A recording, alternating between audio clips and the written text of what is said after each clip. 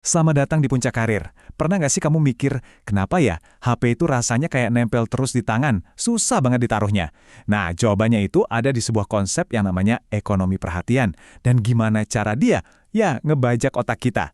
Yuk, kita bongkar bareng-bareng.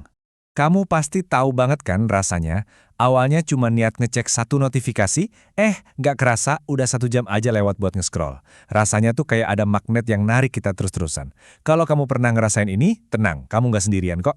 Dan ini nih, poin yang paling penting. Ini bukan salah kamu. Perasaan kehilangan kontrol ini bukan berarti kamu lemah. Justru sebaliknya, ini tuh hasil dari desain yang super pinter. Dan ya, disengaja.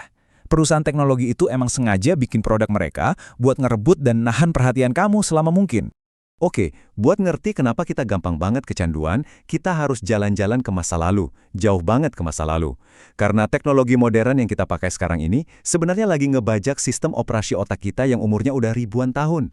Pernah ngerasain nggak? Ada rasa cemas dikit gitu pas ngeliat ada notifikasi belum dibuka?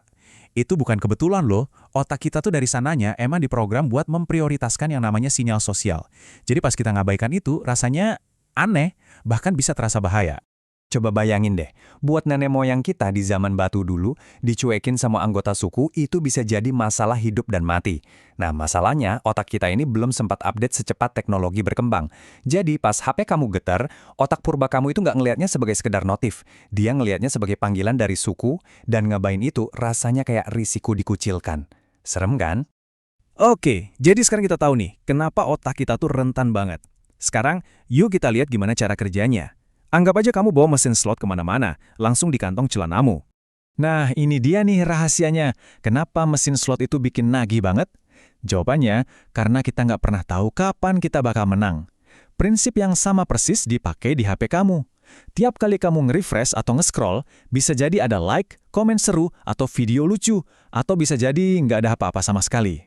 Ketidakpastian inilah yang bikin kamu pengen ngecek lagi, dan lagi. Kutipan dari Bill Maher ini nusuk banget ya. Ini nunjukin kalau desain yang bikin nagih ini bukan kecelakaan. Orang-orang di balik layar ekonomi perhatian ini tahu banget apa yang mereka lakuin. Mereka ngerancang produk yang emang tujuannya bikin kita ketagihan. Mirip banget sama industri tembakau beberapa dekade yang lalu. Oke, jadi kalau sebagian besar aplikasi ini gratis, terus bayarnya pakai apa dong? Nah, jawabannya adalah kita nggak bayar pakai uang. Kita bayar pakai sesuatu yang jauh lebih berharga. Henry David Thoreau, seorang filsuf, ngasih kita cara pandang baru soal ini. Biaya sebenarnya dari nge-scroll tanpa tujuan itu bukan Rp0. Biayanya adalah waktu kita, fokus kita, energi mental kita. Itu semua adalah potongan-potongan kehidupan kita yang kita tukarkan cuma buat hiburan sesaat. Nah, ini ngebuat kita punya dua cara pandang soal teknologi. Kebanyakan dari kita tuh secara otomatis jadi maksimalis.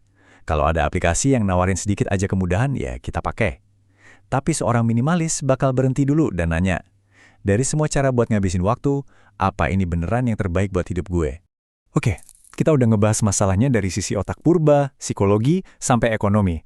Sekarang, bagian yang ditunggu-tunggu, solusinya. Gimana caranya kita bisa ngelawan balik? Disinilah konsep yang namanya minimalisme digital masuk. Ini bukan berarti kita harus jadi anti-teknologi ya, bukan sama sekali.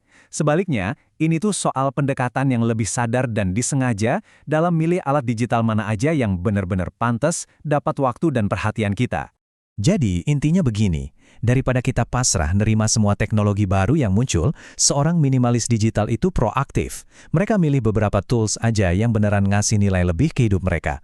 Mereka sengaja mutusin mana yang penting, dan dengan percaya diri, nggak bain sisanya. Filosofi ini punya 3 pilar utama yang simple banget. 1, kekacauan itu mahal. Terlalu banyak aplikasi dan notif itu malah nambahin beban mental, bukan ngebantu. 2, optimalisasi itu penting.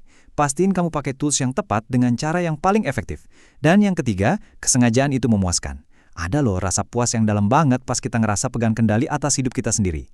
Dan ini ngebawa kita ke pertanyaan terakhir yang paling penting. Setiap hari, kamu punya jatah perhatian yang terbatas.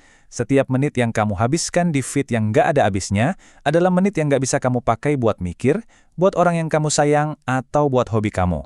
Jadi pertanyaannya balik lagi ke kamu. Kepada siapa atau kepada apa kamu menjual asetmu yang paling berharga? Kalau pembahasan ini ngebantu, jangan lupa ya buat subscribe dan share. Makasih udah nyimak, sampai jumpa.